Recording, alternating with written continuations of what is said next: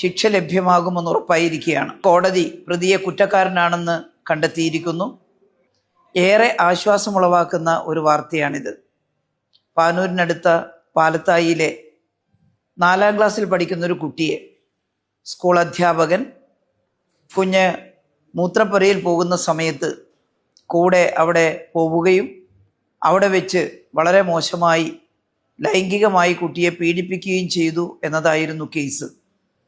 ഈ സംഭവം അറിഞ്ഞ ഉടനെ തന്നെ അന്നത്തെ അവിടുത്തെ MLA ആയിരുന്ന ഞാൻ പോലീസ് സ്റ്റേഷനിൽ വിളിച്ച് തെളിവുകൾ കൃത്യമായി രേഖപ്പെടുത്തണമെന്നും ആ കുട്ടിയെ ദ്രോഹിച്ച പ്രതിക്ക് ശിക്ഷ കിട്ടുന്നതിന് കഴിയുന്ന രീതിയിൽ കേസ് ഫ്രെയിം ചെയ്യണമെന്നും ആവശ്യപ്പെട്ടിരുന്നു.